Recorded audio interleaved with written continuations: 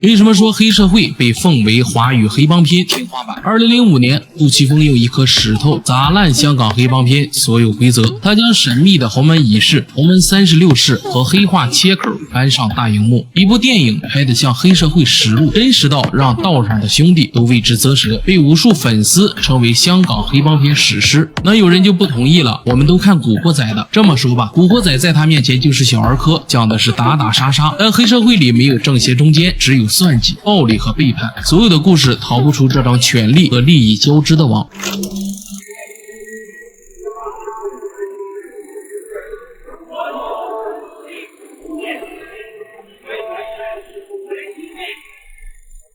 第二是咱们无敌父母百年归正，舞台上有百里归道，你宣告必要通知各兄弟，何破万破，无前出力，以完今日，无有下作智者。港片未聊，不古未听，一直陪你看遍经典港片。大家好，我是布谷，今天为大家带来银河印象的巅峰之作，黑帮电影的最高峰，无数粉丝的朝圣经典。黑社会，如果你只知道钓鱼要戴头盔，飞机会吃勺子，东莞仔会跨栏，那这部电影你就算白看了，也算辜负了杜琪峰的野心和巧思。整部影片出场人物繁多，信息量巨大，每场戏都能挖掘出大量的细节，在这些细节背后拼凑出一个令人肾上腺素飙升的权力斗争故事。结尾的神之一手更是让影片拉高了一个段位。跟随布谷的视角，让我们回到20年前那个尔虞我诈的黑社会。伴随着罗大佑的云公音响起，背景洪门结义的誓言铿锵有力，一张黄纸映入眼帘。这张黄纸是洪门祭祀的专用物品，算得上是洪门文物，其中信息量之大足可骇人。中间的八卦图是洪门的腰屏，也叫飘布，相当于洪门通行的身份证。这东西其实就是一块布，平时裹在腰带里面带着的，所以叫腰屏，一般在入会仪式上发给新人。飘布上还印有洪门暗语目立斗士，取自洪门会部中的诗句：目立斗士天下知，顺天兴明和合同，福明绝清登龙位，同心协力讨江山。两侧便是天地会最广为流传的街头暗号：地震高冈，一派西山千古秀，门朝大海，三河河水万年流。黄纸上全部加上了3点水，强化洪门水的属性。洪门又称天地会，是明末清初的一个反清复明的地下组织。洪门的起源众说纷纭，有一种说法起源于少林永化堂。清朝时期，少林永化堂门下5位俗家弟子相约在莲花山下，以明太祖洪武皇帝朱元璋开国时所倡导的驱除胡虏恢复中华为志，以少林永化堂所传承的小洪拳为名，秘密成立反清复明组织洪门，这便是少林五祖的故事。之后洪门便分散到五湖四海，形成不同分支，其中较为人知的有曹帮、天地会、袍哥会、致公堂等反清复明组织，故有天下洪门出少林，洪门根在永化堂之说。另一说起源于汉流，汉流是由殷洪胜创建的反清复明组织，旨在反抗满清迫害统治，留存汉族文化，经由平生不识陈近南，便称英雄也枉然的陈近南先生大力发展。为什么称作洪门？洪门就是汉门，因为丧失了中原的土地，所以在繁体汉字里除去中土就成为洪字。洪门这一神秘组织的起源版本众多，各不一致，但是一致对外称曰天地会，对内则称洪门。洪门继承洪武皇帝遗志，驱除胡虏，恢复中华。组织自开山立堂的宗旨是爱国家、爱民族，抵御外来侵略。300多年来，他们为了保卫祖国而浴血奋战，陆续参加了太平天国运动、义和团运动、辛亥革命等推翻腐朽大清王朝的一系列革命活动，为振兴中华做出了不可磨灭的贡献。致公堂是洪门的一个海外分支机构，孙中山先生在1903年加入檀香山致公堂，被封为洪门3把手，掌管执法的红棍。黄花岗72烈士中，林文、林觉民等68位同盟会成员，同时也是洪门中人。这张黄纸渐渐变为黑底，也预示着洪门的演变方向，象征着帮派从反清复明的政治诉求转向以生存为主的地下组织形态。清末天地会不断衰落，因为跟官府作对，被抓到便是杀头，风险太大，收益太小。毕竟大家都是为了混口饭吃，所谓的民族大义太过虚无缥缈，被干掉的危险倒是实实在在。随着清政府的强力打击，天地会逐渐分化，到了清末民国便演变成了各个黑帮。300年前他们被称作义士，而到现如今他们变成了什么呢？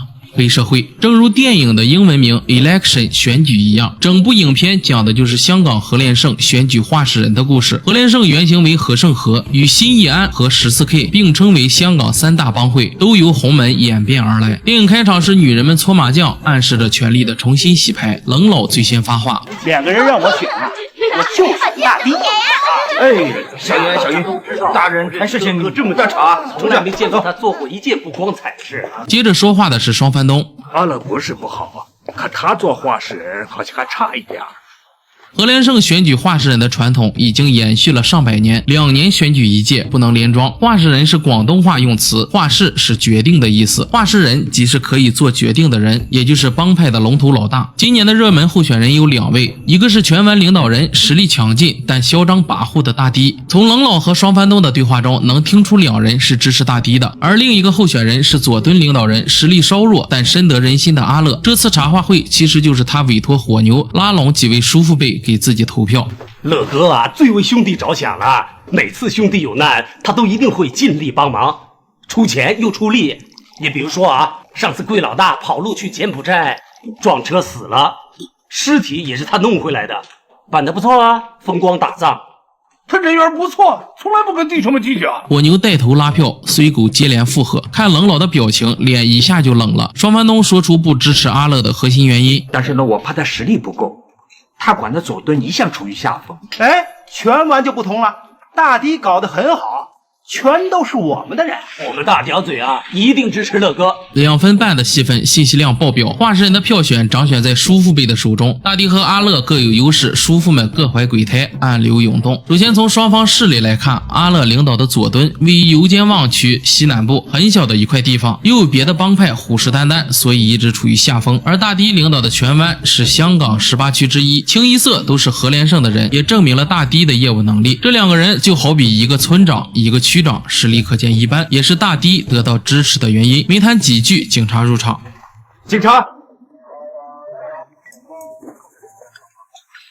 不许打电话，把身份证拿出来。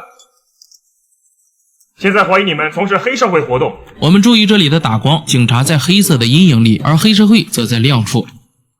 Sorry, sir. Sir, 什么黑社会活动？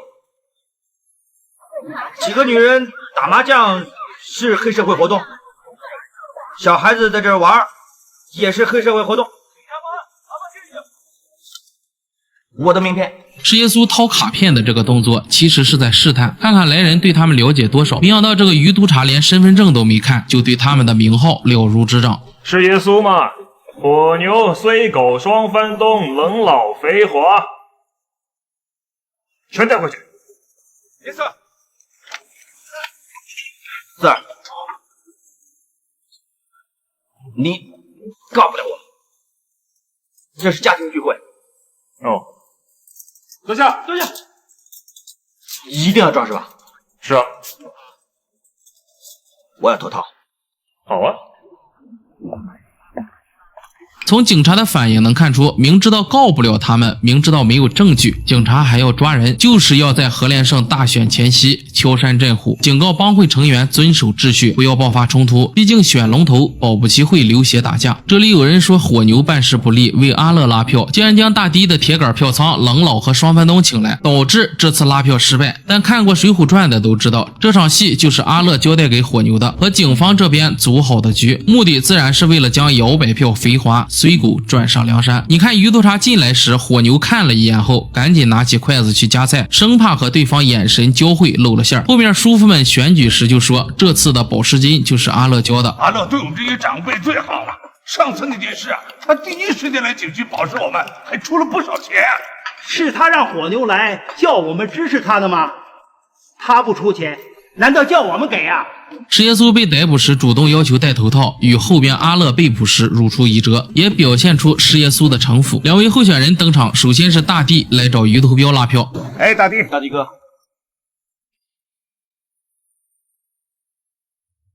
上船时飞机和鱼头标都伸出手，但大迪选择了鱼头标。大哥和小弟同时伸出手，肯定选大哥的。大迪做的没问题，但也侧面说明了飞机太想进步的心，处处表现自己。大迪拉票简单粗暴，直接拿钱砸在人身上。鱼头标，这儿有20万，帮我接个串棒，叫他选我。志在必得嘛，难怪这么多老板愿意跟你合作。生意大小没关系，算我一份，没问题吧？这里能看出大迪已经在积攒怒气，选过村长的都有经验。一般铁杆票仓是不需要花钱买的，因为他们是利益共同体，上位之后有利益一起分。需要花钱搞定的，一般都是摇摆票。我花了钱让你选我，结果还没选上，你都想好来分赃了，所以大迪怼了一句：选上了再说吧。你帮我，我帮你，大家兄弟。于图标刚收完钱，又说是兄弟，有种又当又立的感觉。他这句话有些威胁的口气，你帮我赚钱，我帮你投票。那反过来就是你不带我赚钱，我就不帮你投票。如果是有城府的大佬，肯定就坡下驴，先画上饼再说。等选上之后，那带不带你玩，还不是自己说了算。可大迪嚣张跋扈惯了，直接怼了过去。哪些兄弟真的帮我，哪些人占我的便宜，我会记住的。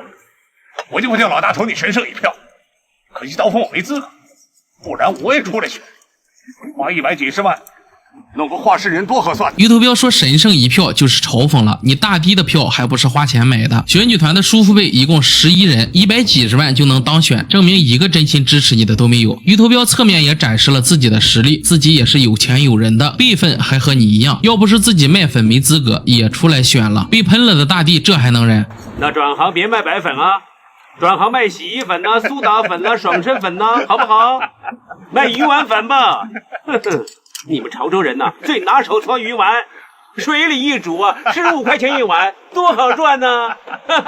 小弟飞机坐在一旁陪笑，却无辜躺枪。笑什么？有吃的你就吃啊，东西不好吃啊，把这个吃了。大迪明显就是要打于图标的脸，给你吃的就不错了，还在这挑肥拣瘦索要回报，但又不能闹得太僵，毕竟你是来求人的，真闹得下不来台面，大家都没面子，所以他只能拿飞机开刀。而飞机吃勺子这件事在道上还真是有说法的。